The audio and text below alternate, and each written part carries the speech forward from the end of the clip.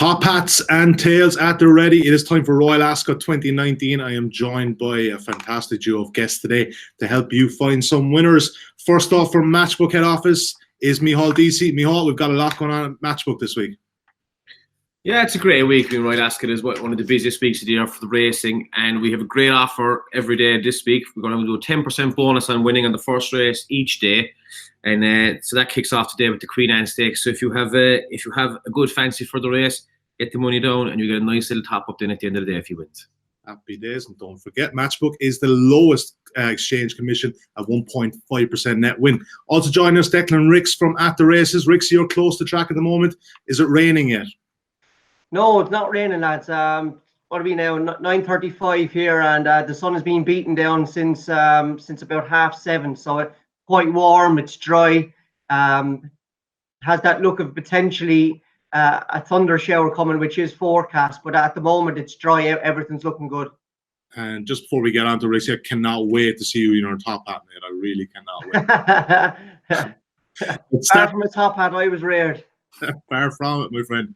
Let's start with the Queen Anne Stakes, guys. We'll have a quick look at the betting here. First of all, Mustache is 6.0, Libervido 6.6, Barney Roy seen a bit of support overnight 7.6, Lorenz 8.6, Hazenpour 15.0, Accidental Agent 18.0. Rixie, I'll stay with you for this one. Libervido seems to be kind of on the drift right now. Surprised by that? No, not at all. For me, his form, I think he was kind of anti-post favourite for this race for a couple of weeks, and kind of in the run up to this. That wasn't anything got to do with form. That was more on who he's trained by, who he's owned by, and the fact that he's probably a Royal Ascot winner here 2 years ago in the Jersey Stakes. But look, his form doesn't entitle him to be favoured, and the drift is no surprise. Where are you looking at this one? Look, this is a mad race. It really is. It's you've got, I think, was there 16 runners in there. I would legitimately say you've probably got, if any one of 8 or 9 won it, I wouldn't be surprised. Look, it's a very open race. I think for me, the favourite should be Mustache, and Lawrence should be second favourite. But look, Mustache, you know, he had a run under his belt when he won the Lockinge, and Lawrence hasn't got the style for this track, or kind of forward-going, front-running style. It's hard to make all up this track. So I'm going to come out swinging for the fences in the first race. And the two that I'm going to back are Lord Glitters and One Master. I suppose Lord Glitters would probably be the just about the kind of favourite, the better pick. He was second in this race last year on ground that was probably quick enough for him. Now he ran very well. The reason we're getting a big price about him today is basically because he bombed out in the Lockinge there at Newbury 31 days ago. But things just didn't fall right from there under Danny Tudhope. He hit the lids too quick. He got into a prominent position. That's just not his style of race. And he's a proper hold-up horse. Loves coming through horses, and that kind of style is really suited to Ascot. So Lord Glitters for me. I don't know if DC can give us an out price update there on Lord Glitters, but yeah, he'd be kind of the first pick of the two. Yeah, 18.5 currently Rixie is Lord Glitters, and 27.0 One Master. Big prices there, the both of them. Diesel, I'll come to you there. You're kind of warm on Dermot Wells Hazenpour. Yeah, like Rixie said, I could have spent another 3 or 4 days going through this race and still come down with about 3 or 4. I went for Hazenpour because I was kind of looking for a bit of an edge in this one, and I thought that it was interesting that he let Hazenpour run. He was probably the only real shining light in a bad season for Dermot Well last year. He had a great run in the Derby, and I actually watched that race yesterday. He travelled so well into it. He was, he took the lead at the 2 furlong pole and just didn't quite get home. But I thought he's had 2 good runs this year. He kind of a pipe opener at Naas, and then he won a Group 3 at Leopardstown in May. Frankie's on him. I think he's an interesting run on this, and this is a very tough race. So I'll be having a small win bet and a small place bet. Couple of 3 selections there, 2 from Rixie and 1 from DC. Let's move on to the Coventry Stakes. Arizona 3.95 currently is a betting, closely followed by Pet at 4.2, Gilsman at 7.6, Monoski at 10.5, Fort Myers 18.5 at 22. Royal Lytham. Rixie, easy one this one, isn't it? Coventry, always an easy one. Oh yeah, easy one there. Kind of lot of unexposed horses who are progressing really quick. what more could go wrong? Look, I personally, I think it's hard to have a strong view in this. I would be against Arizona at the head of the market again. I think he's just another horse who's priced up on reputation. Yeah, look, he was very good visually the last day, but the time of the race didn't stack up too well with a handicap later on the card, and it was a low class handicap. So for me, he's one to get after. Look, Royal Ascot and Cheltenham are the kind of two festivals that I'll have a bet in every race. And while I'm not strong on one in this, I will have a bet in this, and that will be Richard Hannon's Threat, Son of Footsteps in the Sand. I was actually away on holidays during the Guineas meeting, and I didn't see this horse win until about probably 3 days ago. Jesus, he was good now. He was very good. I went back and had a look at the time and the sectionals. Everything really impressed me there. And Richard Hannon, he's a bit different to his old man. He doesn't train them very hard first time up to win first time up. So generally when they do win first time out, it's kind of a sign that they are decent. So look, he's stepping up another furlong and trip, but pedigree suggests that should be fine. That's not ideal. It'll be a small worry, but just kind of visually and what he did on the clock, and the Hannon team are really, really keen on him now. Richard's been very bullish about him, saying he's one of the best 2-year-olds they've had in a little while. So look, he'll do for me in what is an open and bonkers race with a lot of unexposed young horses. Absolutely bonkers indeed. What's also bonkers is the fact that you actually get holidays. I never actually realised that. On holidays, but on the At the Races app, checking the results and replays all the time. We're never off. There you go.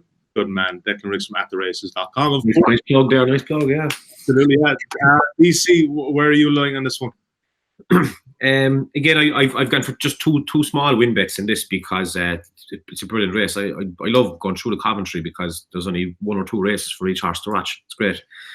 So two I picked run very recently. Gilsman for Archie Watson.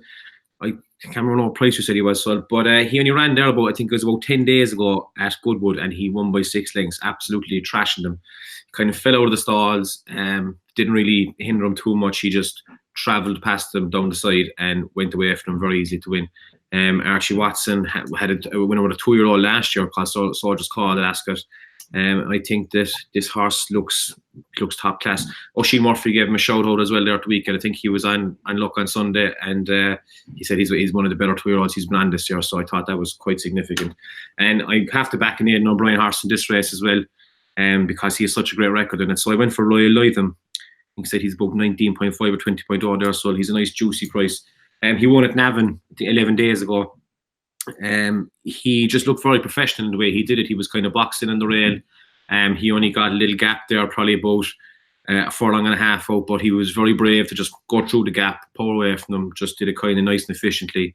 I thought, and he was a nice big price. Shamey Heffernan is on him as well. I like backing Shamey, and they had no Ryan runners. So yeah, those are my 2, Gilsman and Royal Lytham. Yeah, Royal Lytham at 22.0 of these, even bigger value for you. So let's drive on and let's have a look at the King's Stand. It's going to be a pretty interesting one, guys. Matash 3.2 currently, Blue Point at 3.95, Mabs Cross at 9.2, and Prius at 12.0, and Surrogate Prokofiev at 12.0. DC, in your insights post this morning, as you quote with Batash so eloquently, Batash is a bit mad, but he's the best horse in the race. Does he win here, DC? I think so, yeah. I think that I've been flip-flopping on Batash now, I'd say, every day for the past 2 weeks, but I'm just looking at it. I think they would have learned a lot from it last year, and as Tom Stanley and you pointed out this morning, that he's drawn out in the wing there now. He's drawn out the Stan 12 so he can just get out and do his own thing. I think it's his race to lose, really. No disrespect to Blue Point, but I think he just caught Batash last year. He looked good at Haydock. If they can get the tactics right, if they can hold him up for just a furlong at the start of it and then let him go, he should be able to win. But I wouldn't be having a huge bet on this race now at all. I'd be quite happy to just match it. Rixie, Batash is one of those horses that polarizes opinions. Where are you standing here? Look, for me, and people probably potentially might laugh at this, nothing new, but for me, on his day, Batash is the best horse in train, and I think this guy is absolutely dynamite. Look, things didn't work out for him here last year in this race. He hit the lids too quick, and I think Deasy's hit the nail on the head there when he's kind of skirting around tactics. what Jim Crowley needs to do to get Batash to win today is get him to miss the kick. He needs to get him in behind horses, get him cover, and just leave him dust away there for the first couple of furlongs, get him settled, and just leave his ability to take over late. He ran well last year, considering everything went wrong for him. Didn't get any cover, was out on his own, made the running at a strong pace. Whereas Blue Point, who actually did win the race, everything went right for him. He was streamlining in behind the leaders there, got cover, got a good lead, and his kind of 6 furlong stamina kicked in late. Look, I don't know what price you said Batash is there, but for me, kind of Batash, if on form and ability, best form wise, he's a 5-4 shot. So if anyone wanted to back Batash, you know, I think fire away. But I'm at a bigger price. I think the kind of the decent each way play here is Mabs Cross. She was 3rd in this race last year. I think she's a better filly since then. She's able to lie up that little bit better in her races now, and she always finishes up strongly. She was well beaten by Batash at Haydock, but Haydock is a very flat, speedy 5, and it was on very quick ground that day, and she was giving him weight. She's got to pull at the weights. She comes back on a stiffer track and unlikely softer ground. So look, I'd probably back her each way, or I'd be looking at maybe backing her without Batash market, because look, Batash is the best horse in this race, and Jim Crowley surely can't kind of get it wrong 2 years in a row. Hell of a price for Rixie. I mean, we're looking at, it was 3.2 while you were chatting there, but it's actually 3.15 now. And I, for one, cannot see that price lasting over the 3.0 market. It's as you say, he kind of polarizes opinion, isn't it? It's and he is one of those horses, kind of like the mental side of betting. I don't think it gets talked about. He is one of those horses. If you back him and he does lose because he does everything wrong, you've set yourself on the spiral to a poor kind of mental week. So yeah, look, I think with that in mind, that's the way I'm probably going to play it, is back Mabs Cross without Batash. Okay, sounds good. Let's move on to the St. James's Palace Stakes. I'm surprised at this one, gents. The fact that we have Too Darn Hot as favourite. I would have presumed Phoenix of Spain would have stayed there. So Too Darn Hot currently at 3.1. Phoenix of Spain at 3.35. King of Comedy 8.2. Scardu at 13.0, 13.5. Sharman, where are you on this one, Rex? Are you surprised that Too Darn Hot is into favourite? I am a little bit, yeah, because for me, kind of the air of invincibility he had coming into the season is now gone. At the same time, he hasn't had a clean run through. He obviously missed the Guineas because of a splint. He then went to the Dante, where he, tactically the race didn't pan out as anywhere near well for him compared to the winner Telecaster, and he ran well. And then he backed up pretty quickly after and went to the Irish Guineas. And look, again, he ran well, but he was well held. So yeah, it is a surprise for me. Phoenix of Spain should be favourite, but he's probably a favourite that I'd like to get after as well, because the day he won at the Curragh, while visually he was good, the ground was very quick that day. There was a bit of a tailwind, I think, behind him, and speed at the front of that whole meeting was carrying. Whether that's going to be the case here now on a stiffer track on likely slower ground, I don't know. Look, if the rain doesn't come, I'll give two a mention here. If the rain doesn't come, I like Scardu. He was 3rd, obviously, in the Irish Guineas. But look, things didn't work out for him that day. He hit the lids too quick, kind of ran a little bit free early, didn't get any cover, and he just didn't settle. And I think that kind of that meant his finishing effort petered out. I'm pretty sure James Doyle will get him to miss the kick half a beat today, and he'll be held up. And there's a chance here with Circus Maximus with the blinkers on, with Fox Champion, and with the favourite Phoenix of Spain. There'll be a good pace on here, so it'll maybe allow for a hold-up horse to come through. If the rain does come, I give a positive mention to the French raider Shaman. He was 2nd in the French 2,000 guineas behind a decent horse in Persian King. He's a kind of a keen going, strong travelling French horse, and he just didn't get the proper lead and the cover that you would ideally want in terms of setup that day in France. I think the stronger pace and maybe getting a lead and cover in this kind of race on a stiffer track would suit him. So look, there's a chance there. If the rain doesn't come, I might back both of those each way. I think the market, top of the market is vulnerable. But if the rain does come, I would probably jump ship and just back Shaman on its own. All right. DC, you've been on the Phoenix Spain bandwagon long before that win at the Cora.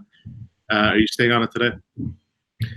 And not at the prices, Sully. No, I think he's quite short. And again, this is a bit like the King's Stand. I'm kind of happy enough to watch this race and have a small bet on something at a bigger price, maybe. I'm going to go for King of Comedy to place.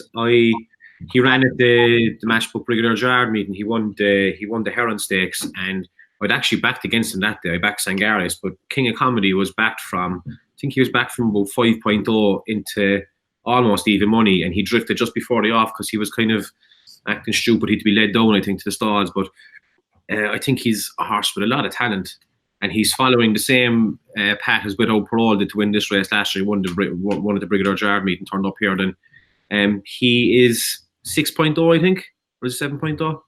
8.4. 8.4. Better again. I'm not sure. He could be good enough to win it, but I'd definitely be back him to place. I think you're going to be getting about 2.0 from to place. And that's how I'm going to play this race, I think. But I think I'm really looking forward to seeing Phoenix of Spain and Two Darn Hot taking each other on. Yeah. Two Darn Hot gets a bit of luck today because I think he's been unlucky in his 2 races this year, and we might see his true ability. But yeah, should be a good race. Should be an absolute cracker. Gents, before I get you out of here in this, Rixie, best bet of the day? Best bet of the day, I'm going to be a little bit cheeky and go in the last race. I'm actually going to Dutch 2 that I think are overpriced. I'm going to back Magic Wand, who is a Group 1 filly running in a listed race. She's got course form. And the other horse in the same race is a Dave. He's got plenty of good form in the book at a higher level.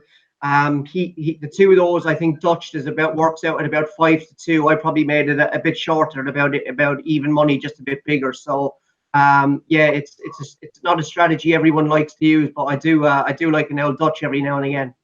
Nothing wrong with Dutch and Rixie, nothing wrong there at all. Deasy, where are you at? I think if it does rain, which I think it will, I think it's going to rain this afternoon. I think Micheál Khan has a great chance in the Ascot Stakes. I think he like a bit of cutting the ground, and I think he's one of my favourite horses. I like to see him.